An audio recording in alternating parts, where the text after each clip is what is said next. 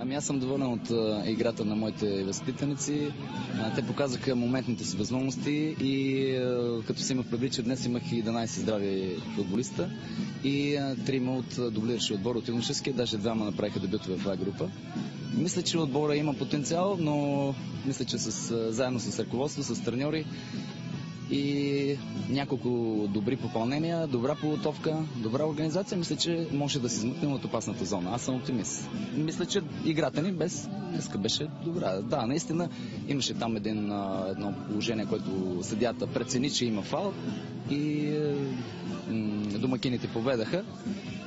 И след това още една индивидуална грешка. Хубавото е, че тактически стояхме добре на терена. Това значи, че момчетата са изпълнили поставените задачи, но просто индивидуални надигране. Трябва да все пак да отбележим, че отбора на Литекс в момента е най-добрия в България и не случайно е на това място. Имаше ли известно психологическо напрежение относно това, все пак, че играете срещу първия? Не.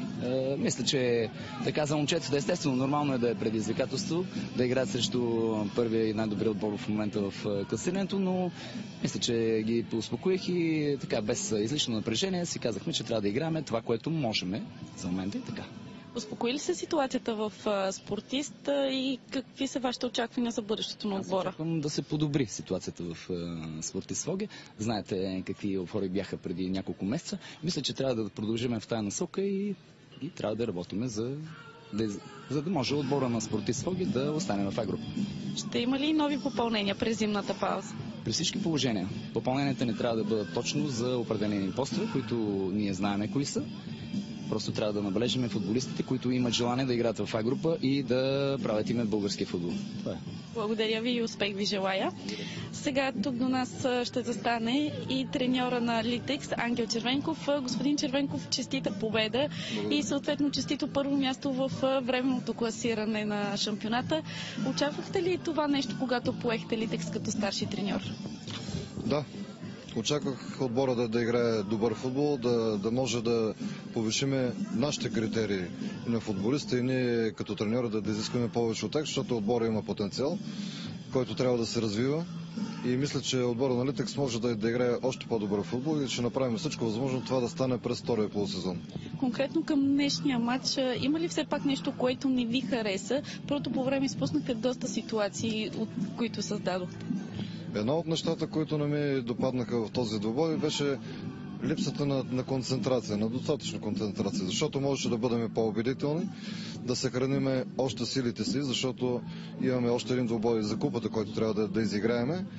И точно това така не ми допада като начин на игра, но въпреки всичко момчета се стараха доста, сложиха много усилия, заслужено победихме, а наистина можеше да отбележим още голове. Господин Червенков, повечето отбори вече се оплакват от умора. Какво е положението сред футболистите на Литекс, като че ли са единствените, които изиграха шампионата на най-високо ниво и съответно за това са на първо място? Ако кажа, че в нашия отбор няма така умора, ще излъжа, но футболистите се грижат много добре за тяхното възстановяване. Перфектни са във всяко едно отношение, за което много им благодаря. Изиграха до момента много силни мачове на високо ниво и дано така да продължават се за напред. Какво ще направите, за да задържите преднината си и през пролетния полусезон? Аз мисля, че ние трябва да вдигнем още нашето ниво на игра, на изисквания, за да може да бъдем по-убедителни през пролетния полусезон. Благодаря ви, господин Червенков, и успех от тук насетне. Чухте и старши треньора на Литекс Ангел Червенков. Сега тук до нас ще застанат и футболистите на двата отбора. Към мен се приближава вече Мирослав Антонов от Спортист Своге. Загуба от водача в първенството. Мнението ти за този двубой, можехте ли да се представите малко по-убедително срещу Литекс? Ние играхме срещу един много стойностен отбор. Все пак те са първи в първенството. Ние сме в изпадащите вече. И имаше 3-4 ситуации при 0-0, които можеше да ги отиграем малко по-добре. Не се получи и Литекс заслужено победи. Надиграха ни тотално. Много добър отбор. Правеше впечатление, че в защита играхте доста колебливо, което като че ли ви изигра лоша шега. В атака през целия полусезон съответно не сте от най-добре представящите се отбори. Ще се подобрят ли тези неща през пролета? Надявам се да се подобрят. Трябва да вземем някой друг футболист. Играхме колебливо в защита. Причината мисля, че защото те надиграха. По-добри футболисти са, по-класни. А в атака играем само с един-двама човека. Нападаме много редко. Опитваме се да направим нещо, но за сега не става.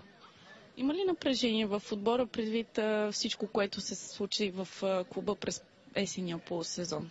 Всичко си се отразява върху отбора. Сменихме вече трети треньор. Футболисти се гонеха, идваха нови. Не е много добре ситуацията, но мисля, че след зимната пауза нещата ще се подобрят. Ще си вземат полука шефове, футболисти, треньори и се надявам да се подобрят нещата и да тръгнем по-напред. Благодаря ти и успех от тук насетне. А сега до нас ще застане и капитанът на Литекс Радостин Кишишев.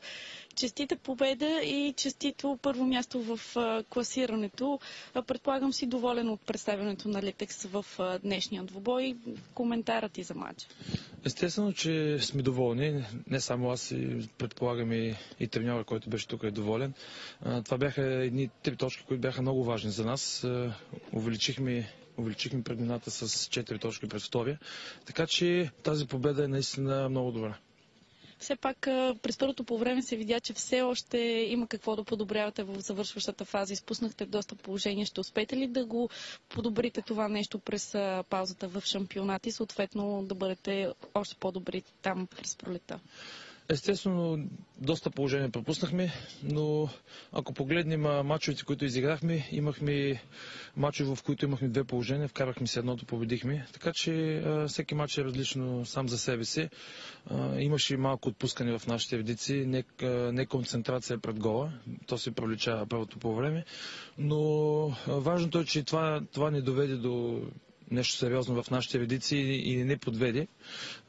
Смятам, че резултатът е логичен, макар че изтървахме няколко гола. 2-0 е добър резултат и все пак трябва да поздравим момчетата на Своги, защото те наистина се раздадаха и от моя гледна точка те наистина дадаха много този матч. Вярвате ли, че можете да се поздравите с титла в края на шампионата и мислите ли вече за нея? Нека първо да се порадваме на това първо място, тези 4 точки аванс пред втория, да се наслаждаваме на това, което направихме този сезон, защото това беше един изключително труден сезон за нас, с оглед на това как почна. До година нека да направим една хубава подготовка, да видим дали ще има нови попълнения, дали ако има, ще се работят бързо с отбора и ни предстои много сериозна работа до година. Да се надяваме, че ще бъдем на това място и след следващите 15 мача.